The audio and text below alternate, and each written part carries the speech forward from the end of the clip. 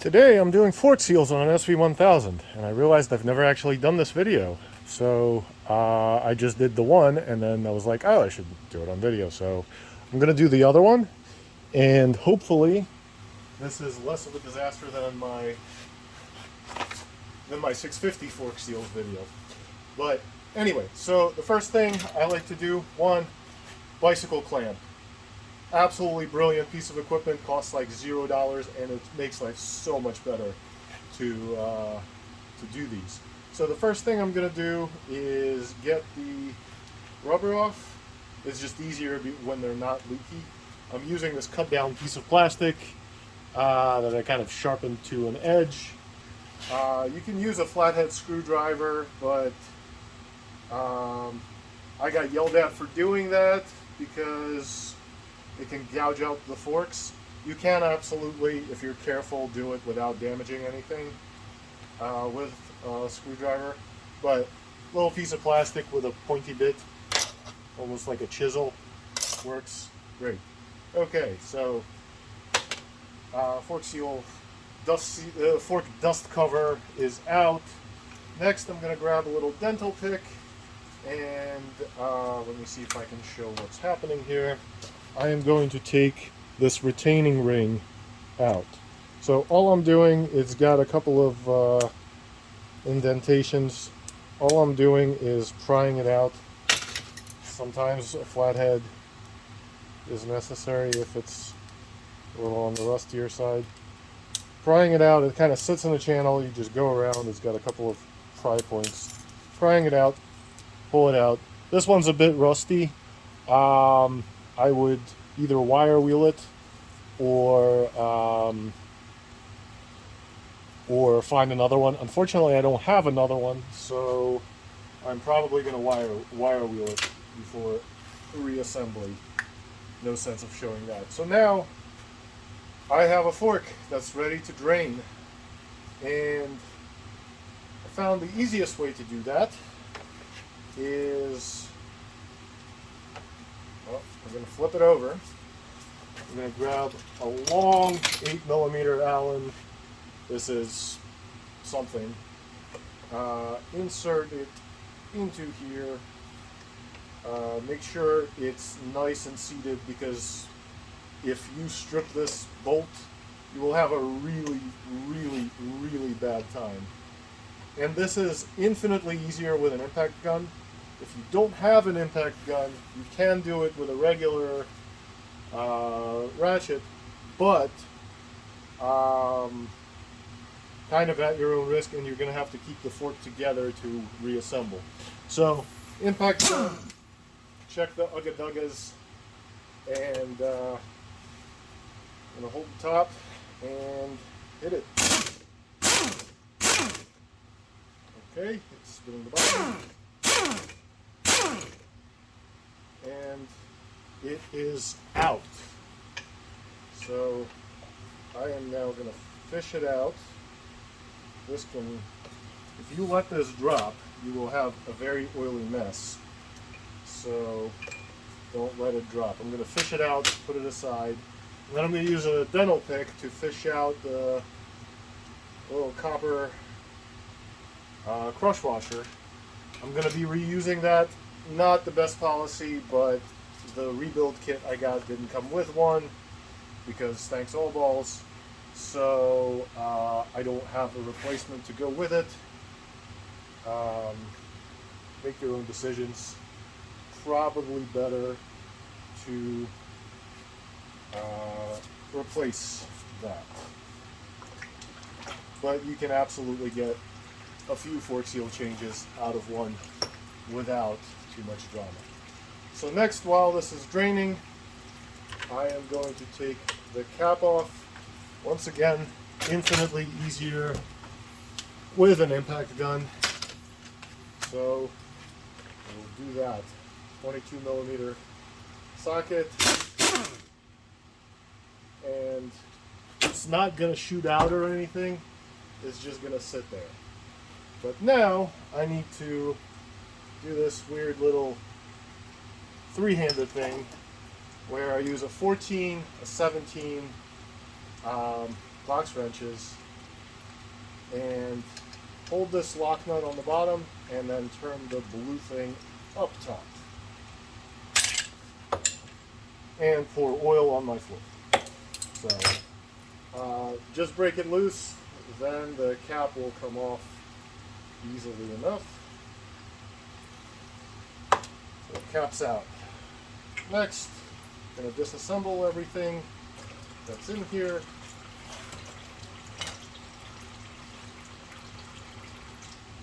Pull the spring out. There's going to drip oil all over the place.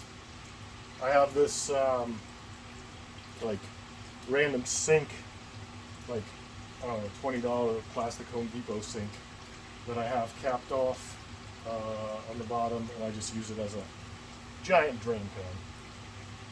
So next, after this is done draining, or if you don't care about making a mess of your floor, maybe a little before, you can also speed up the draining by pumping it up and down. You are basically just going to slide hammer the seal out.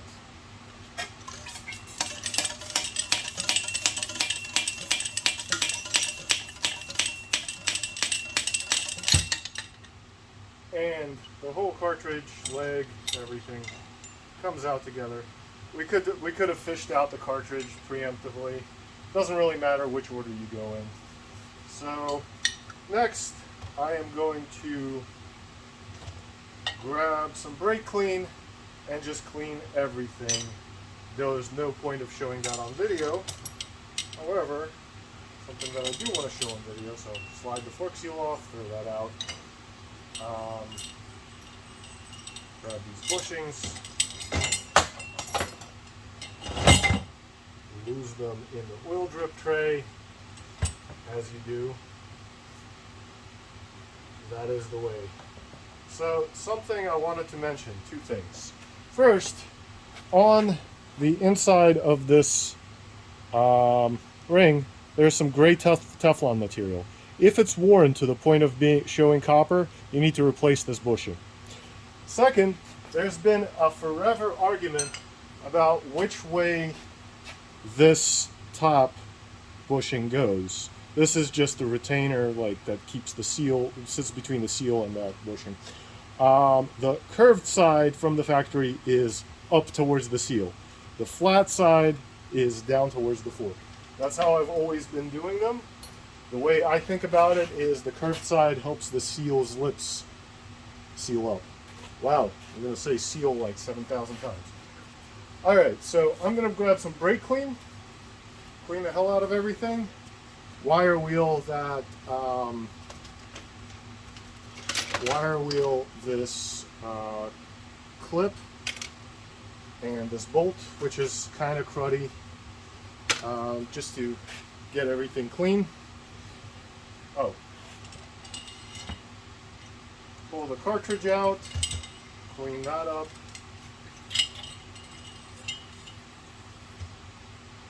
Let all this stuff sit and drain.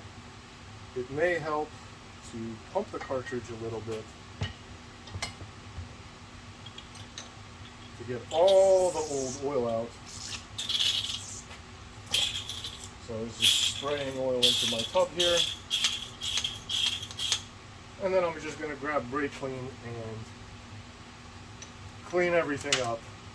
No point, that would make for a really long, boring video. So I'm going to pause it right now and get back to you when we're doing reassembly and seal. Alright, so I spend a little bit of time with cleaners. Basically brake clean the inside and outside of everything as much as I could. If you're putting it together, might as well keep it clean. One thing I had to do, this channel was where the that snap ring thing sits, was really crusty. So I took a wire wheel on a drill and cleaned that up. That left a lot of shavings. So whether it's like chunks of that wheel or from whatever. So make sure if you have shavings, clean them all off. You don't want them in there tearing things up, making a mess of the oil. So now that I have a clean upper, a clean lower, clean guts, and everything else, it is time to put things back together. So the way I am going to do that is, first, let's not forget this little centering thing for the cartridge at the bottom. So drop that in there and then wiggle it around so that it sits nice and centered. So I can put that in my clamp.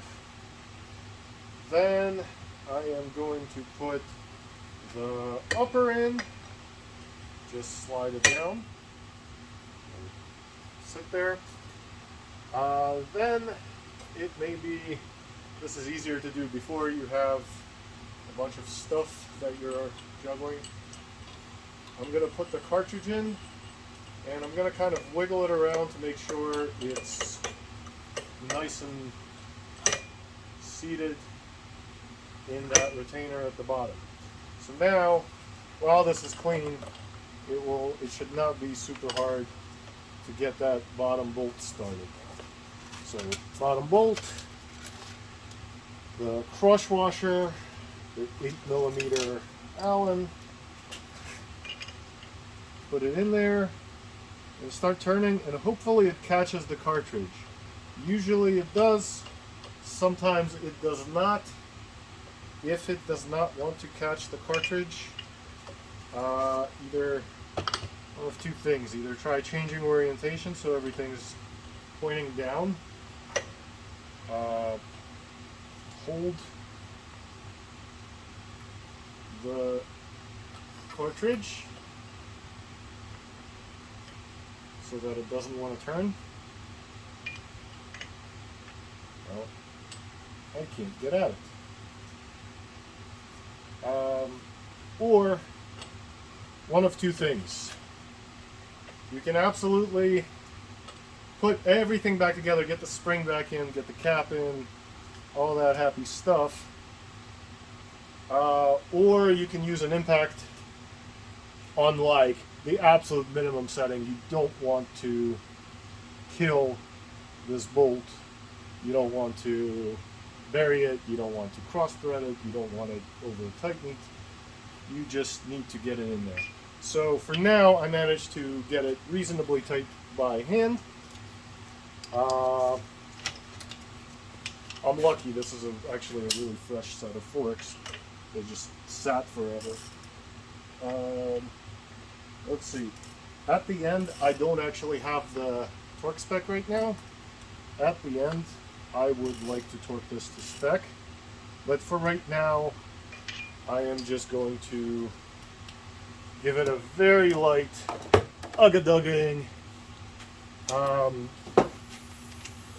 back it out afterwards when I have the fork upside down and torque it down to correct. But for right now, just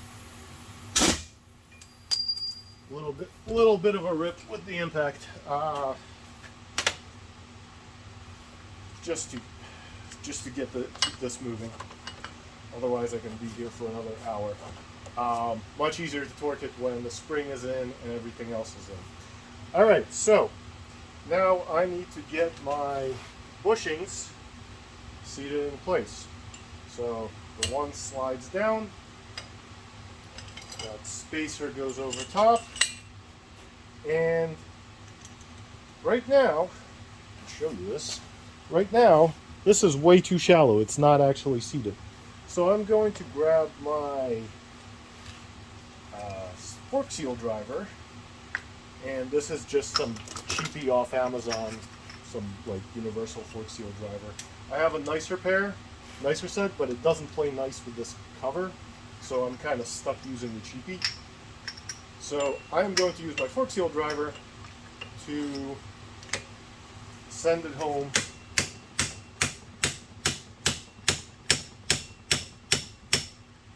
Bottom it out, and now I am ready for the fork seal. Now the fork seal I'm using is from an All Balls kit 56150. Both the fork seal and fork dust cover. I'm going to grab a little bit of oil, get a little bit of oil on my finger, and just kind of wet it down all around. Kind of like doing kind of like when you dope the oil filter on when you're doing an oil change. I'm going to wet it down, and then I'm going to grab, I think this is a Motion Pro. This is like called fork bullets or something like that. So it's just a plastic cap that sits on top so that you don't tear up the seal over this lip. If you don't have these, some people have had success doing it with saran wrap. You could also just very carefully get it on there. What all you're after is making sure that the seal is not torn, like you don't tear the seal on the lip. So slide it down, wiggle it down, and get it in place. And with that, now I'm going to go back to my fork seal driver and drive the seal home. So this is actually easier without the clamp. You're going to hear, you probably won't hear it on video, but you're going to hear a change of pitch. It's going to sound different once it's bottomed. So you just kind of whack, whack, whack, whack, whack. And there's a little bit of a change of pitch. And the other thing that's going to happen is that channel that this snap ring, or I don't know the name of this thing. Anybody want to let me know what this is actually officially called? Or I should just look it up in the parts diagram. So that channel is visible all the way around. So then you can get this in, squeeze it down. You may need to give it a little bit of an assist with a flathead screwdriver. Once again, try not to gouge anything up when you're using flatheads. This is... Anyway, so now this thing is in the channel evenly all the way around, snapped in. So now we're ready to add oil. And this takes... Some people have said they go by volume, and they've said it's something like 496 milliliters, whatever. I just go with the service manual spec of depth from the top, which is 162 millimeter. So I am going to add oil, but before I do, I'm going to use this Motion Pro damper rod lead tool thing, I don't know, the cartridge holder thing, so that I can pull out the cartridge and be able to pump it. So I'm going to fill this up as much as I can see. Then I'm going to pump it a bunch. You can also pump it while you're filling. I don't know, a little too much like rub your belly and pat your head for me to do that, so I'll take my time a little bit more. You are in my way. Alright, so maybe the cartridge holder is later because it's in my way of going floating.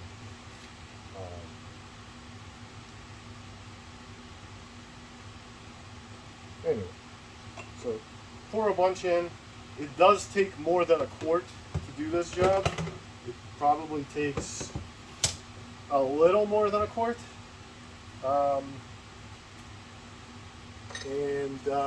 I'm not sure I have an open quart sitting there. So I'm just going to pump it and we'll see what my level is right now.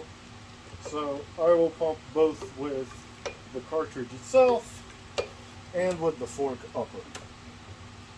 Slide it up and down. A good portion of my audience has just reported me that this belongs on Pornhub, not on YouTube. But yeah, pump it up and down, quite a bit. Make sure the oil is all the way in the bottom. And then grab the syringe, turkey baster, whatever. And I don't have enough oil. So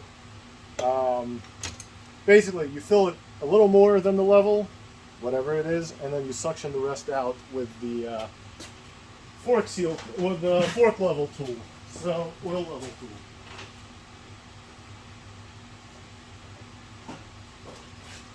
So conveniently, I have another one in stock.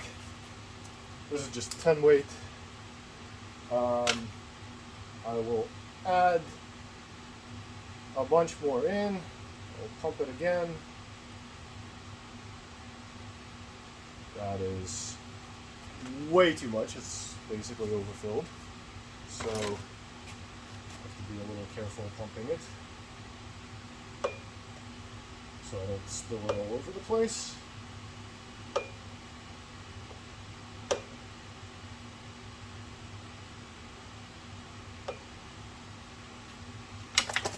Grab the suction tool.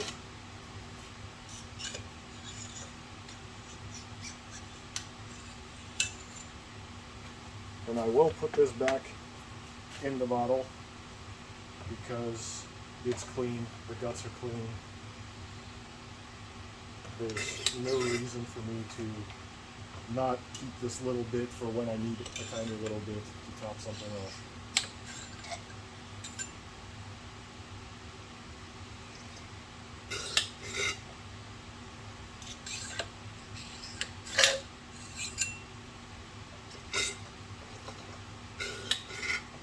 So, suction out until it's at this level, 162 millimeter. And now we are basically ready to reassemble. Put that down, don't need that right now. Give it a few more pumps for good measure. So next is the spring on the sv1000, the coily side. If you have that kind of spring, the tighter coils are at the top. Not sure that matters. Then there's the spacer. Make sure it's nice and centered in the spring so it actually sits in the middle of it. Next, this is where this rod comes into play. We need to pull this out and use this little cut retaining clip thing. So put that just above the spacer. And now all I have left is to put, well, I have a couple of steps left. Getting ahead of myself. We're going to put the cap back on. Reverse of how we took it off. So I'm going to need a 14 up top and a 17 on the bottom lock nut. So do that. Tighten it. You don't have to kill it. It's not going anywhere. And now just thread the cap back in. So since I made everything oily, I need to wipe it down a little bit. I will grab the ratchet. This is definitely not an egg activity. Do not send these home with impact guns. There's nothing to be gained.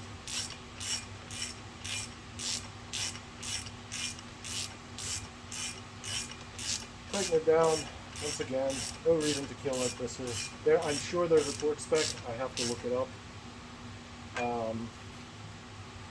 Catch your glove. A very important step in the process.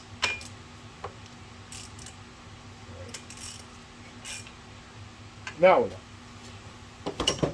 Except no, we're not, because I forgot to put the dust seal on.